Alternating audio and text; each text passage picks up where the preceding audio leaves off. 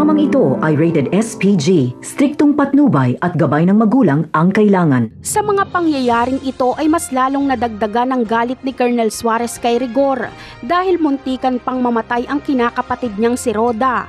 Si Rigor dapat ang magbabayad sa lahat ng nangyayaring ito dahil siya ang dahilan ng lahat. Siya ang sumira sa sarili niyang pamilya at sa buhay ni Lena. Tama ang sinabi ni Tinding na kung matinong lalaki si Rigor ay hindi niya dapat pinatulan si Lena.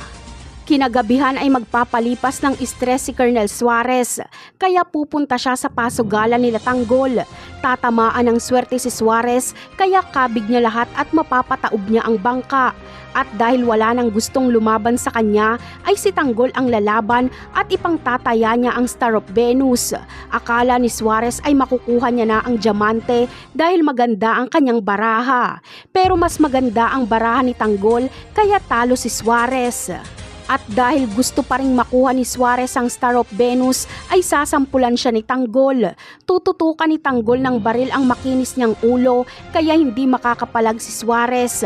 Takot na takot si Suarez dahil baka patayin siya ni Tanggol. Mainit kasi ang ulo ni Tanggol, buhat noong napalaban sila sa mga kapulisan.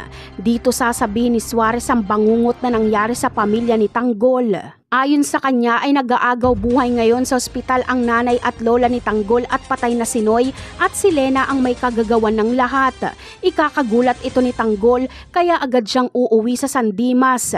Si Rigor ang sisisihin ni Tanggol sa pangyayaring ito. Si Tanggol ang gagastos sa gastusin ni Tinding at Marites at bibigyan niya ng maayos na burol at libing ang kanyang lolo Noy. Napakarami pa nating dapat abangan sa mga susunod na episode. Paalam!